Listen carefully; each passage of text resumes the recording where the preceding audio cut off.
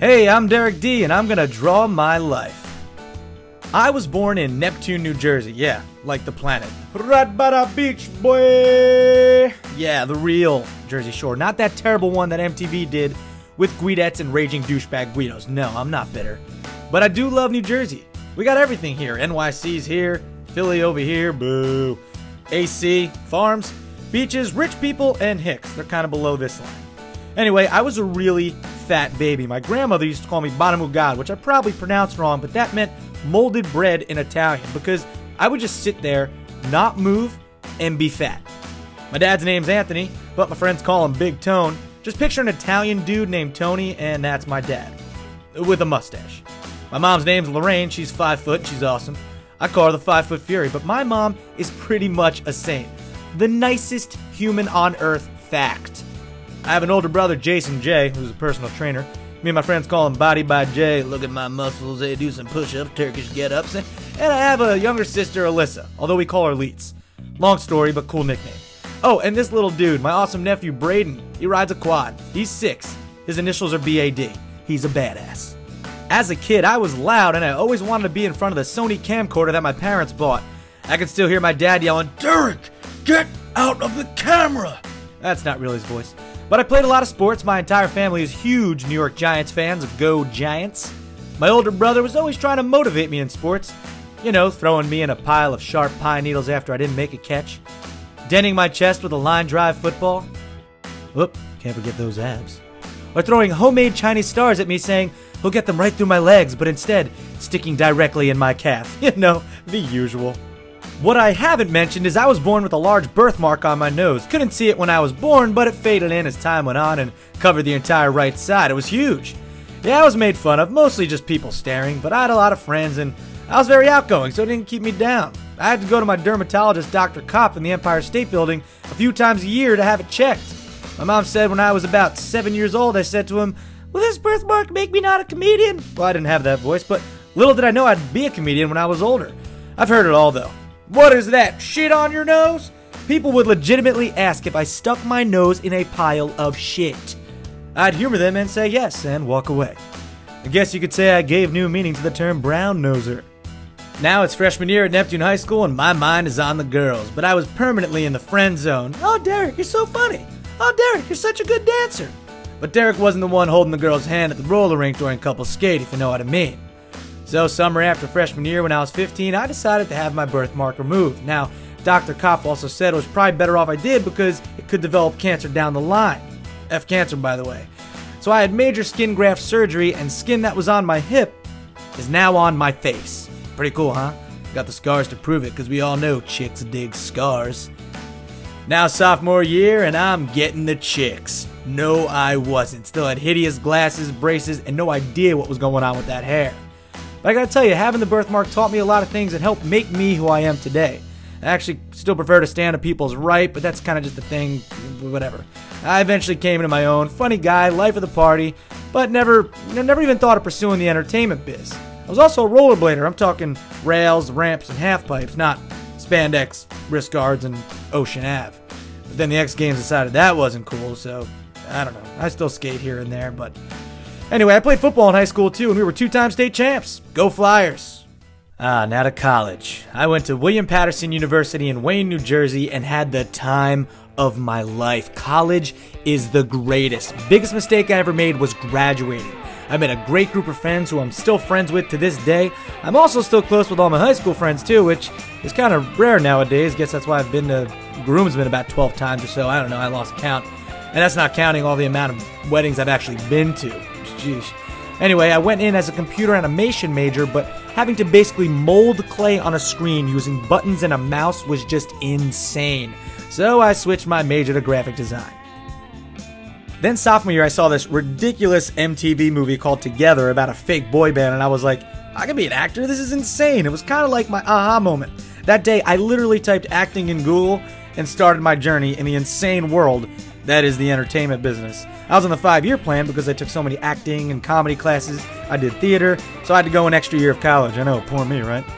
Although my junior year, I got a serious reality check when I received a phone call that one of my close friends from home had died in a car accident. Probably one of the hardest things you'll ever hear. The last time I spoke to TJ, he said, "You're doing comedy now, but you ain't funny, man," in his typical ball-busting way. He said, "The next time I'm home, I'm coming to see you do stand-up. If you're not funny, I ain't laughing." And he meant it. Well, TJ never got to see me do stand-up, but ironically, I had a show 2 days after he died, and I thought, there is no way I could do stand-up right now. But I remembered that TJ wanted to see me do stand-up, so I did the show, and I actually rocked the house, so, thanks, TJ. All right, back to happy stuff. Senior year for my thesis, I put on a huge one-man comedy show with video, parodies, dance, and stand-up in the theater on campus. And to satisfy my degree concentration, I did all the graphic design for the show. The actual show was just extra, but it was a huge success. I guess you could say I was on cloud 9. And cloud 8 sucks. No, cloud 7, you're kind of cool. So I graduated with a graphic design degree and came right back down to earth. Fast forward past tons of bombed auditions, people telling me I'll never make it, I suck. My dad bitching at me about not having benefits, being a waiter, living home for way longer than I wanted, substitute teaching, getting some acting jobs here and there, good ones, bad ones. Did a lot of stand-up comedy, good shows, bad shows, waitered some more, waitered a lot more. Life was tough, it's tough. But you never give up on your dream. If you work hard enough and you want it bad enough, you just don't stop. And no one ever said it was going to be easy, and it's not.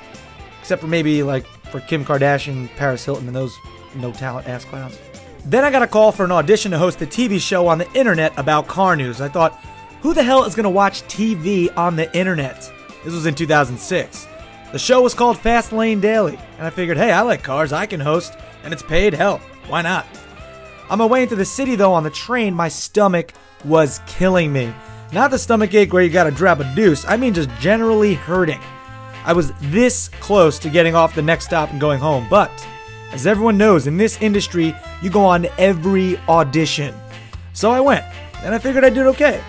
And I guess I did. I ended up getting the gig, and later on, one of my producers, AK, kind of looks like that, told me I was the first person that auditioned out of hundreds.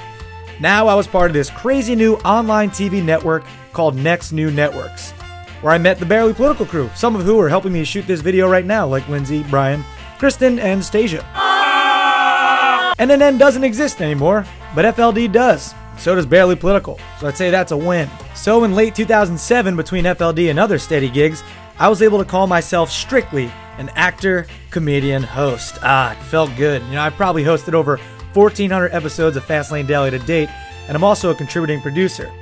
FLD has over 1,600 episodes, and pretty sure we're in the top 3 of the longest running shows on YouTube. I know, I can't believe it myself, it's just crazy. Now, in between all this, of course, I was dating.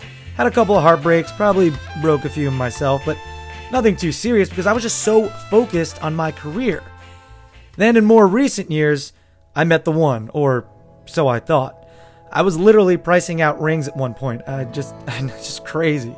But very long story short, it didn't work out. And no big deal, just picture having your heart ripped out, jumped on repeatedly, and then lit on fire, except you're alive to see it all happen.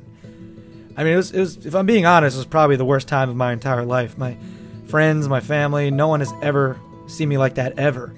Saying I was miserable was an absolute understatement, but time goes by, and that famous Beatles line, I get by with a little help from my friends, it had a lot more meaning. Although it was more like I got by with a lot of help from a lot of friends and family. You realize things, and you come out a better person from it. It's her loss, and not mine. Today, I'm a happy guy. I'm doing what I love to do. I have a great family. I live in Belmar, New Jersey, blocks from the beach. Hurricane Sandy can suck it, that bitch! Because our boardwalk is rebuilt and better than ever. I'm steadily working in probably the toughest industry there is, and I love it. I love hosting Fastlane Daily because I can be funny and the fans are friggin' awesome. I work steadily with the great people here at Barely Political. I do voiceovers and on-camera stuff for the premium channel Epics. I've traveled all over the country for all kinds of gigs. Been to Asia, Europe, Puerto Rico, Canada, just to name a few. But this is the entertainment biz, folks. And you always want to improve, go higher, get to the next level. Also, you don't even know what's coming up next. So I'm always auditioning and staying on my grind. But thanks for watching. I'm Derek D, and that's my life. In a nutshell. Or in a camera. using a marker on a dry erase board. Cop Stales.